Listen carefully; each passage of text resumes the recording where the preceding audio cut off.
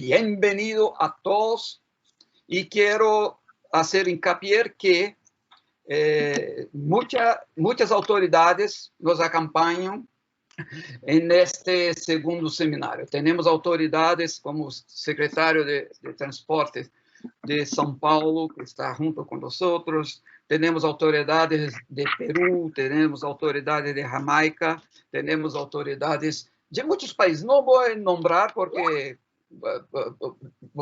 puedo olvidarme de personas importantes, pero solamente para que sepan que esta no es una preocupación solamente de la Cámara Interamericana de Transportes, es una preocupación de mucha gente.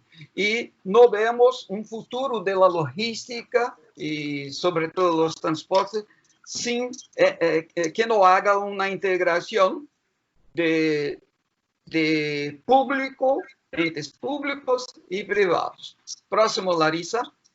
No hay precedentes de esto en la historia.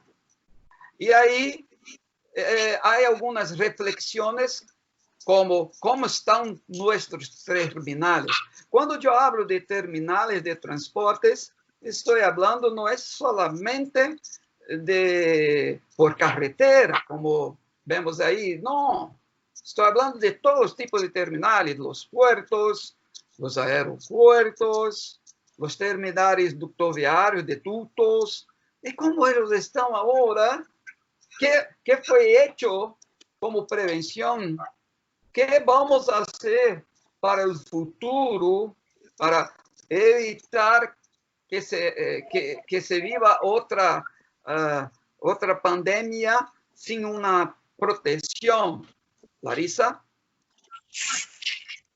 También, ¿qué estamos haciendo con nuestros buques, trenes, metros, con nuestros autobuses? ¿Qué estamos haciendo? Yo estoy seguro que mucha cosa. Sin embargo, no es necesario solamente hacer. Hay que enseñar, mostrar, enseñar para la prensa, porque es la prensa que va a hacer llegar en la sociedad para disminuir el terror que se creó por la COVID-19 y los transportes son víctimas. La logística es víctima y los transportes yo creo que es la víctima más sufrida. Otros paríseros históricos. Este es algo también bastante importante porque para estar listo para una próxima, sea intemperie, sea desastres naturales, sea pandemias, epidemias, bacterias, nosotros necesitamos construir un banco de registros históricos, porque lo que estamos viviendo ahora, no hay nada en el pasado que pueda ayudarnos. Lo más cerca fue la grande, la pandemia española. Esta fue el más cerca. Y ahí me quedé estudiando con profundidad, pero no hay datos muy serios, no es serio, muy consistentes. ¿Ok, Larissa? Ok, vamos a pasar ahora para el señor Camilo. Camilo que va a hablar del capítulo Colombia. Después vamos a pasar para el capítulo Perú para que hable también. Y Larissa ahora está cambiando la diapositiva para la parte de Camilo. Camilo, ¿cómo estamos, Camilo? ¿Cómo está Colombia? Muy buenos días a todos. ¿Cómo se encuentran? Camilo que va a hablar del capítulo Colombia. Después vamos a pasar para el capítulo Perú para que hable también. Y Larissa ahora está cambiando la diapositiva para la parte de Camilo. Camilo, ¿cómo estamos, Camilo? ¿Cómo está Colombia? Muy buenos días a todos. ¿Cómo se encuentran? ¿Me escuchan? Copiado, Camilo. Sí, muy bien. Te escuchamos, Camilo. Perfecto, pues mira, yo creo que ahorita saludé para no saludarlos a todos porque se vuelve muy dispendioso y la reunión debe, digamos, ir al punto. Larisa tiene una presentación que mientras que vamos poniéndola aquí, se las voy contando un poco. Surge la conferencia de hoy eh, como un esfuerzo después de una, digamos, primera conversación que tuvimos en CIT, donde nos escuchamos y después por una llamada que recibo de Perú, solicitando que el capítulo de pasajeros genere una presentación para que todos podamos compartir un poco las experiencias que tenemos en todos nuestros países. Entonces, para analizar un poco lo que ha pasado en Colombia, nosotros estamos trabajando sobre un aislamiento preventivo obligatorio y estamos en el paso a un aislamiento inteligente. Y también tenemos otro término que se ha utilizado que se llama emergencia sanitaria. Vamos a hablar un poco de qué actividades están excluidas, de cuál es el esquema de operación actual, de la bioseguridad y del control y trazabilidad de pasajeros. Entonces, podemos avanzar un poco en la presentación a una diapositiva que habla del tiempo de aislamiento preventivo obligatorio. Es la siguiente a esta. Entonces, ¿qué es lo que está pasando? Nosotros en Colombia comenzamos trabajando bajo un aislamiento preventivo obligatorio que comenzó digamos, a ser primero hasta el 27 de abril, pero ahora se ha prolongado hasta el 11 de mayo. Y lo primero que ha surgido es este término de si se amplía o si no se amplía y como la incertidumbre que ha generado un poco esta situación.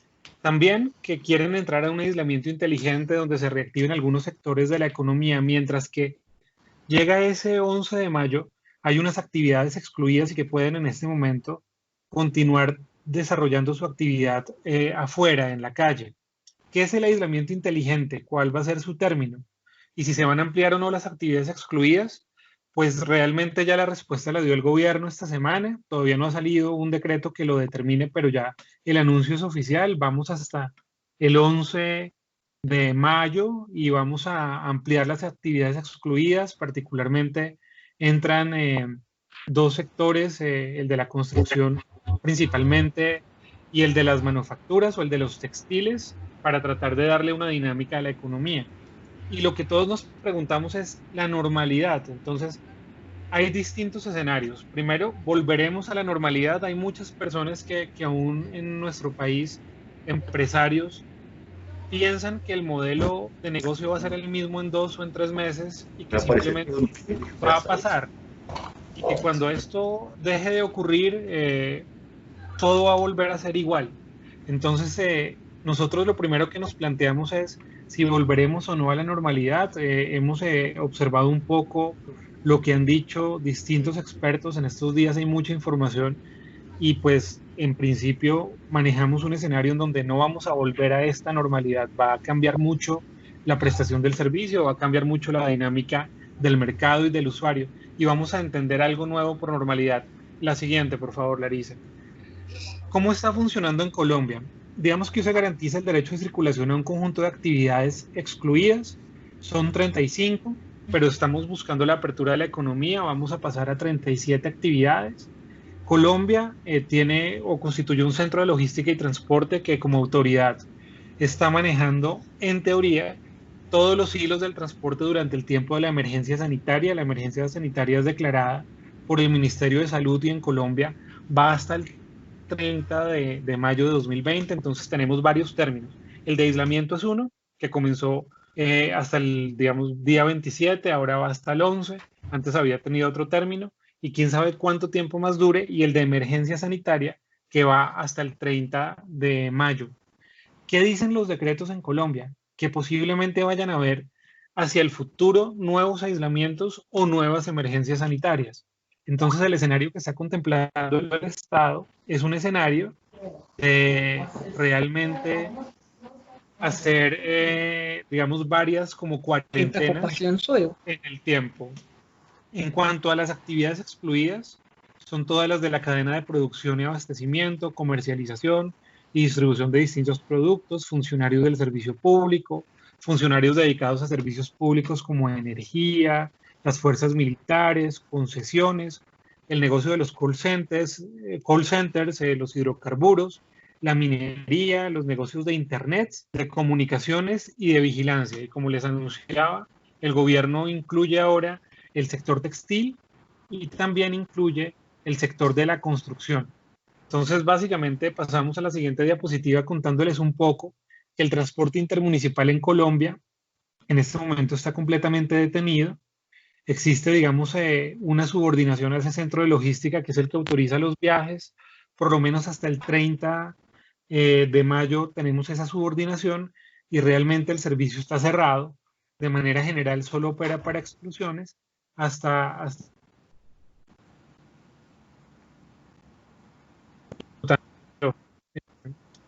¿Qué más les puedo contar? En cuanto al tema, se ha discutido mucho sobre si nosotros tenemos no que continuar prestando el servicio, porque el anuncio del gobierno es uno, y es que está cerrado el servicio, pero el decreto dice que tenemos que prestar un servicio hasta el 50%. También el centro de logística va a autorizar cuáles son los servicios de mantenimiento, de suministro, instalación de repuestos y cómo se va a hacer la oferta de alimentación y hospedaje en vía. Sigamos, la siguiente. En materia de transporte especial, que en Colombia es el transporte para turistas o el transporte para empresas, el transporte para personas de la salud, también digamos que hay una nueva evolución. Ellos han podido continuar operando, pero las empresas han comenzado a tener unas normas de bioseguridad distintas y unos requerimientos diferentes, y como no hay claridad por parte del gobierno, digamos que una empresa de minería o una empresa del sector de los call centers un día escucha a un funcionario decir que tiene que haber distanciamiento de 1 metro, entonces le pide a los vehículos que haya distanciamiento de 1 metro, entonces un vehículo que tiene 19 gigas solamente puede ser utilizado por 9, y hay situaciones que son de esta naturaleza, en donde las empresas están pidiendo a los transportadores requerimientos que están por fuera de las normas. Siguiente. En cuanto al servicio urbano de los transportes masivos y el servicio de taxi, que ya es la siguiente diapositiva, el servicio masivo sigue operando. Digamos que se disminuyó hasta el 50% el número de los vehículos que están operando en el servicio público urbano, pero ya los nuevos anuncios de distanciamiento social dicen que en los vehículos de transporte masivo solamente se puede ocupar el 35% de las sillas, lo que significa que en general esos servicios van a operar a 1/3 de su capacidad en cuanto a la prestación del servicio. Eso aplica también para el transporte urbano que está organizado en otras ciudades. El taxi solamente opera por vía telefónica o a través de plataformas tecnológicas, es decir, que nadie puede salir a la calle a tomar un taxi en la vía. Sucede porque digamos que hemos visto que sucede, pero en teoría la norma para atender esta emergencia dice que solo se puede hacer a través de plataformas tecnológicas o a través de teléfono, lo que ha recuperado un poco el radioteléfono en el taxi. ¿Qué ha sucedido? Que no todos los, digamos, municipios en Colombia que tienen taxi tienen plataformas tecnológicas. Entonces, los municipios medianos y pequeños han tenido que ofrecer el servicio de taxi en la vía, aunque realmente el servicio de taxi solo está permitido a través de plataformas. Y cuando digo de organismos de apoyo al tránsito, pues les comparto que en Colombia todos estos trámites de licencia de conducción, de certificado de revisión técnico-mecánica y de emisiones de gases, y en general todas las documentaciones que tienen las personas y los vehículos quedaron suspendidas durante la emergencia. Pasemos a la siguiente diapositiva. El problema más complejo, aparte del intermunicipal, es el del transporte escolar, porque digamos que aquí se virtualizó la educación, el estudio ahora tanto de la educación inicial, o sea, el preescolar, los jardines, la educación de primaria, de secundaria y también del sector universitario se virtualizó, se cerraron todos los establecimientos educativos, y nuestro Ministerio de Educación tiene una regla que dice que se tiene que continuar el servicio educativo, pero que los cobros por alimentación y transporte están sujetos a la prestación efectiva. Entonces, como están cerrados los colegios, a estas empresas casi que las dejaron cesantes y todo el servicio de transporte escolar quedó completamente golpeado. Esta mañana estamos haciendo una encuesta de la IRU, que Martín Rojas está aquí hace unos días, me dijo, ayúdame a contestarla. Durante varios días recogimos información y les puedo contar un poco que el sector de transporte intermunicipal está parado en un 99%, el sector de transporte escolar y de turismo está parado en un 100%, y los sectores de transporte especial empresarial que pueden llegar a surtir algo de demanda, así como los de transporte especializados en servicios de salud, están operando solo a un 30%. El transporte urbano se ha disminuido a un 5% y el transporte, digamos, masivo, como ustedes veían, sigue operando a la mitad de su capacidad, pero sus vehículos solo al 35%. Entonces, digamos que este sector ha sido seriamente afectado. ¿Qué ha hecho en materia de bioseguridad del país? Pasemos a la siguiente diapositiva. Sacó una circular conjunta del Ministerio de Transporte, el Ministerio de Educación, perdón, el Ministerio de Transporte, el Ministerio de Salud y el Ministerio de Trabajo, y tenemos unas medidas específicas para los vehículos, unas medidas específicas para los equipos, según la modalidad de transporte.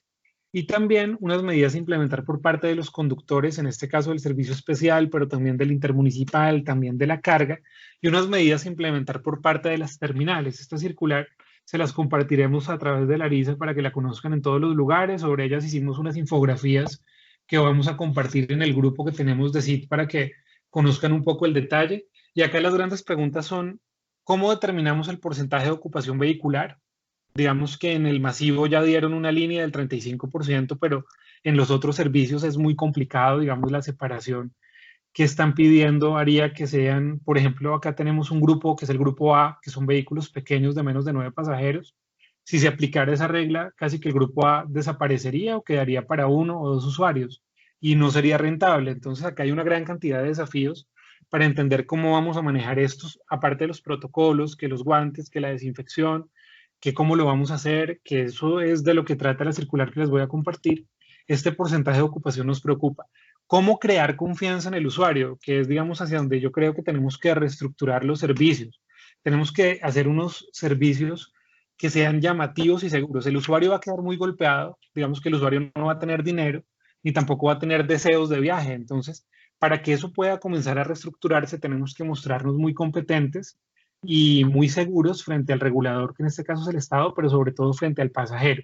También definir el rol de las administradoras de riesgos laborales, que acá son unas aseguradoras que mantienen como todo este tema de aseguramiento de la actividad del trabajo. Y acá hay un sistema, esto igual aplica en todos los países con distintos, digamos, nombres, que es el Sistema de Gestión y Seguridad y Salud en el Trabajo. Las ARLs realmente han sido en Colombia bastante negativas, no han dado como soluciones porque ellos no quieren cargar con la incapacidad de las enfermedades derivadas del COVID, pero sí estamos buscando una alerta porque ellos son los que dicen cuáles son los protocolos o cuáles son los insumos o las dotaciones para el personal para que pueda trabajar con tranquilidad en sus distintos, digamos, puestos de trabajo y sobre todo en la parte operativa. Continuemos. En la siguiente diapositiva, que ya es para terminar un poco, contarles que estamos pensando para el control y trazabilidad de pasajeros, crear una app o formulario para que el usuario tenga la carga de mostrar su exclusión, identificación y que esté relacionado directamente con el contrato, si es un contrato de transporte de pasaje regular o un contrato de transporte empresarial o en general el que vaya a hacer, así sea el mismo del taxi. Para eso, digamos que ya hay unos pasaportes, por ejemplo, la experiencia de Chile la estuve revisando, hay un pasaporte en donde las personas tienen como la obligación de diligenciar. ¿Por qué pensamos que tienen que ser las personas? Porque si es la empresa de transporte, los costos van a aumentar muchísimo más y ya los costos operativos van a ser muy altos con todo el tema de bioseguridad. Y en cuanto al control a puntos de despacho, que era algo sobre lo que hablaba nuestro amigo Marcelo, hay unos puntos específicos, el control de temperatura, cómo hacerlo, si lo hacemos en terminales, si lo hacemos en lugares de despacho, en lugares de ascenso.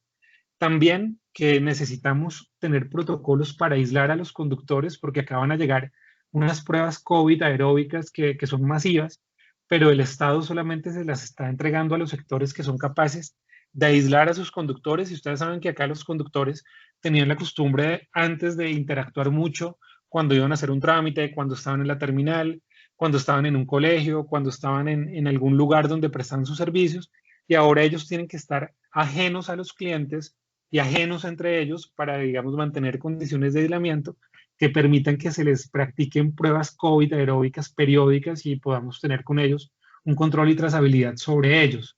Y lo último es que sí hay una necesidad de pedirle al Estado que sea quien dote a los centros, a las empresas, desde este centro de logística, en el caso de Colombia, de algunos insumos, porque ¿qué pasa? Los tapabocas, por ejemplo, han subido de precio muchísimo, los termómetros, en general se creó un mercado, y eso significa que nosotros tenemos muchos problemas para poder de pronto llegar a buen puerto. Para terminar, pues entonces se quedan como las grandes preguntas: reapertura de la economía, protocolo de bioseguridad para operarios, control a pasajeros, quién va a hacer la provisión de insumos y si existe un subsidio para el costo del servicio. Entonces, de esa manera, como capítulo Colombia y también desde el capítulo de transporte de pasajeros concluimos esta presentación y les agradecemos mucho a todos por acompañarnos.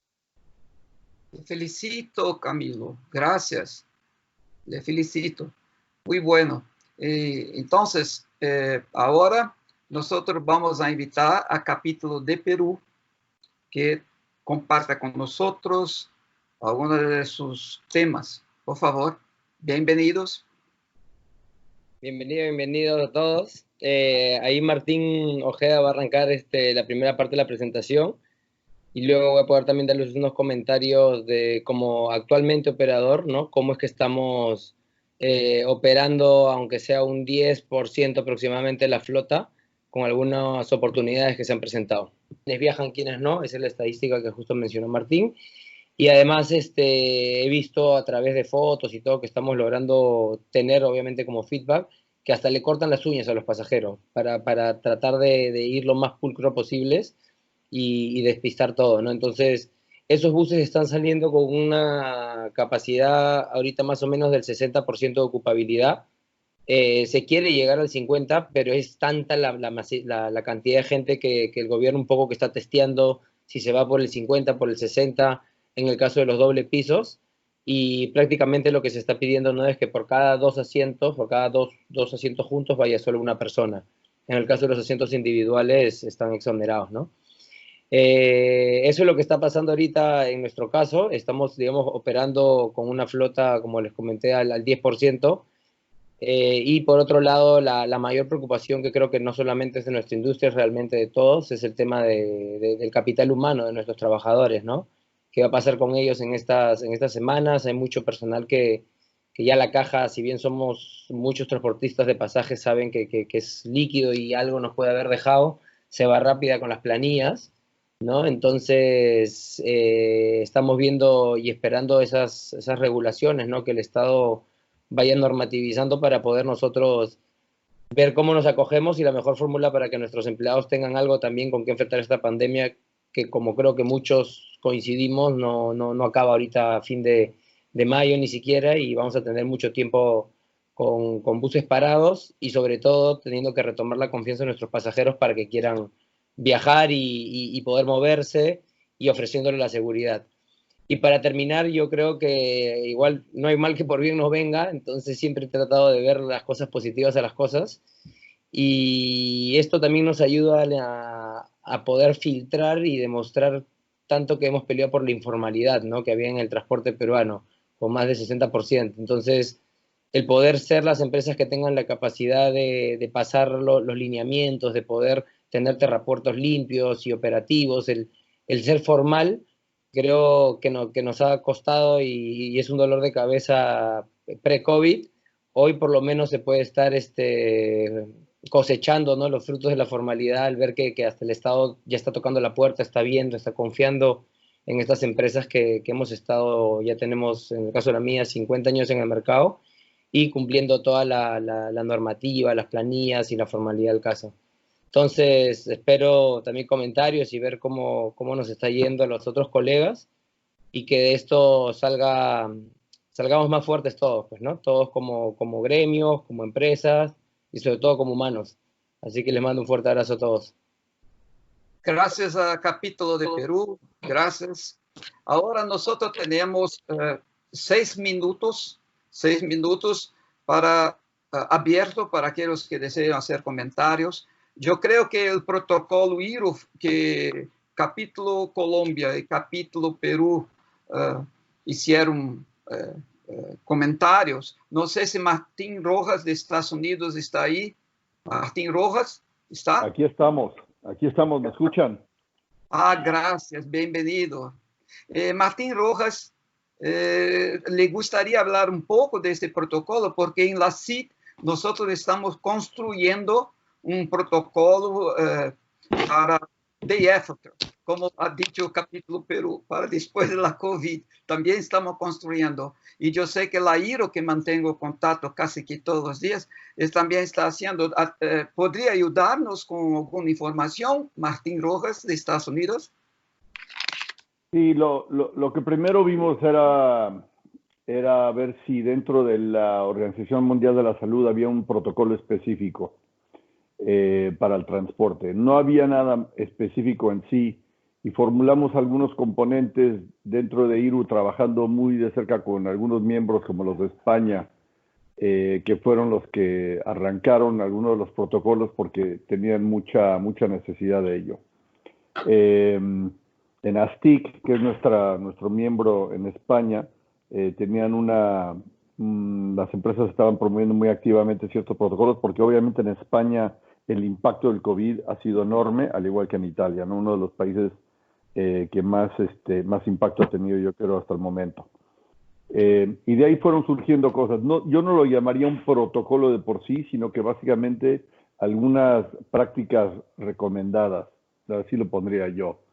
Ahora bien, es interesante porque ayer tuve una conversación con una de las personas del Banco Interamericano que me pedían exactamente eso, que si se está estableciendo algún tipo de prácticas recomendadas o protocolo de por sí en el transporte de carga, y les dije, bueno, pues si vamos a hacer algo así deberían estar viendo también para el transporte de pasajeros. Entonces yo creo que podríamos formular algo. Me interesaría no usar mucho tiempo y pedirle a José Jiménez también de Canapat que nos hable un poco, porque hicimos una carta conjunta que nos pidieron que le mandáramos al presidente de México entre IRU, Canapat y Canacar, y en algún momento hablamos quizás de incluir la parte de lineamientos por parte de gobierno para que hubiese un lineamiento federal y no tener distintas municipalidades y estados implementando protocolos o regulaciones o normativas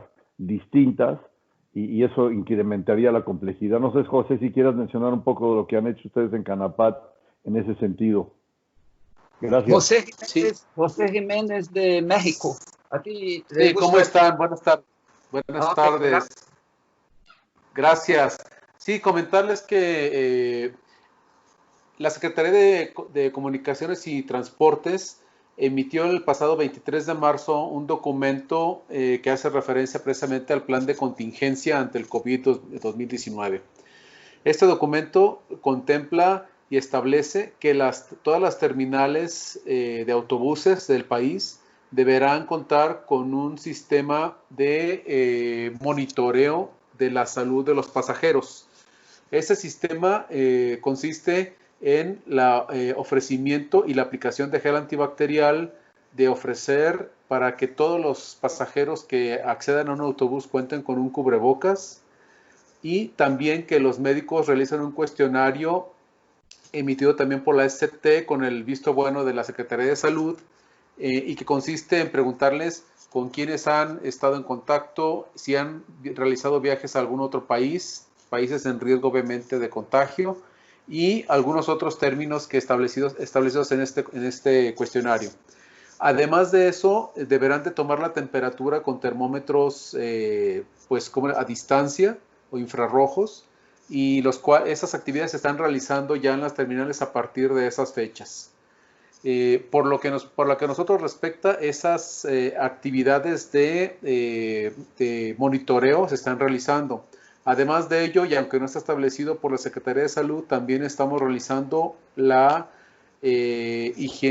limpieza y desinfección de los autobuses para que los pasajeros al momento que se suban tengan la confianza de que esos autobuses están siendo limpiados o removido esta infección hasta donde los medios químicos pueden lograrlo.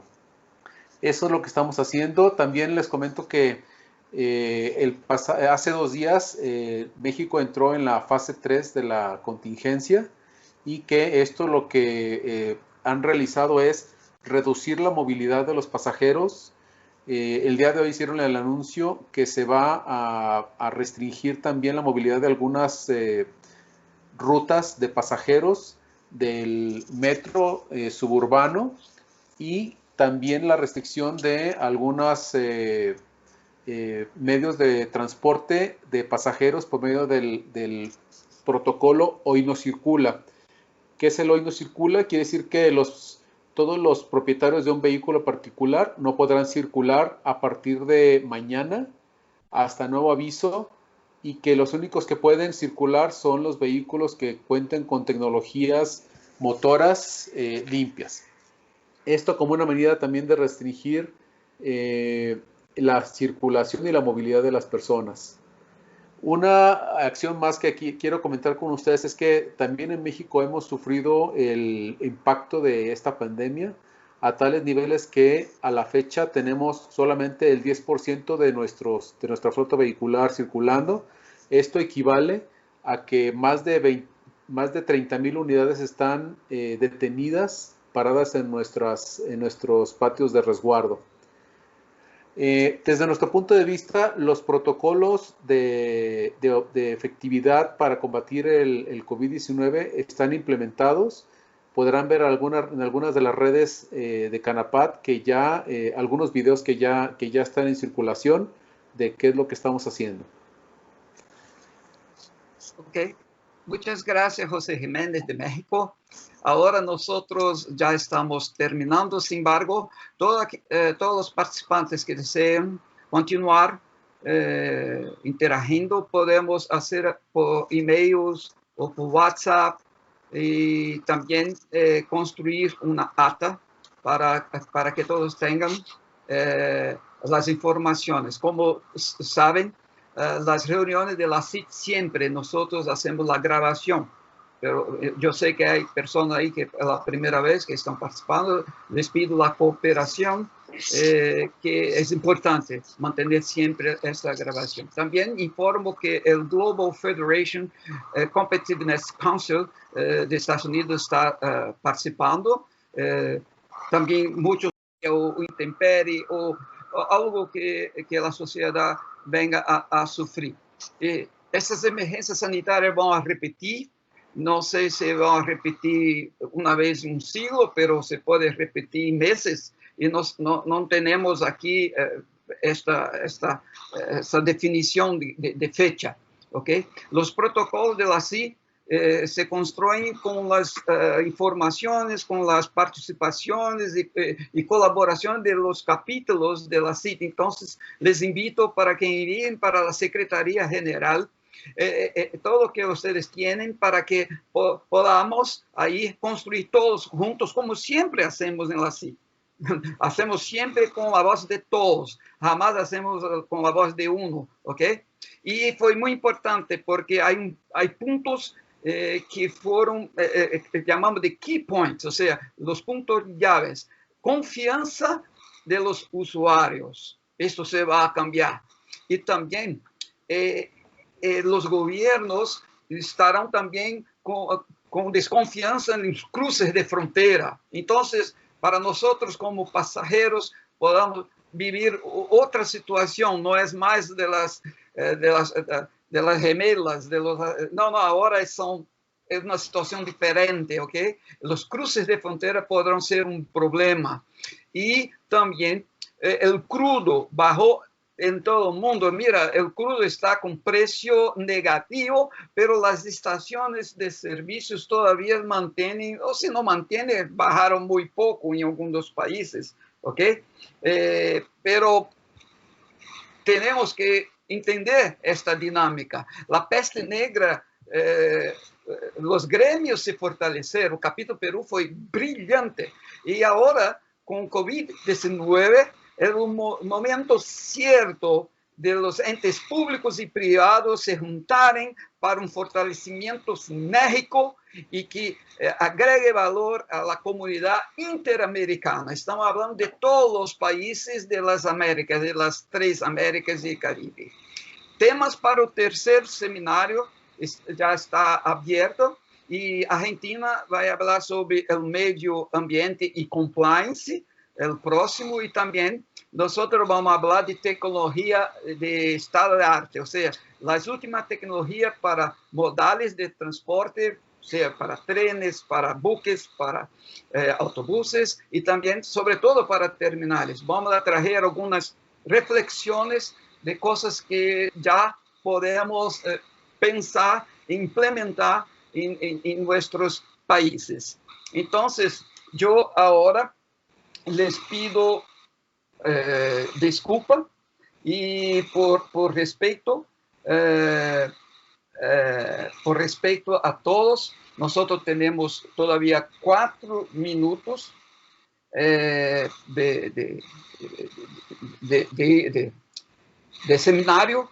Sin embargo, yo voy a invitar a su secretario general de la CIT, Oscar Grenal, que es nuestro subsecretario de la CIT y es de Panamá, para que hable poco, que empiece el cerramiento de este segundo seminario para que puntualmente a las 4 horas de Brasilia podamos terminar.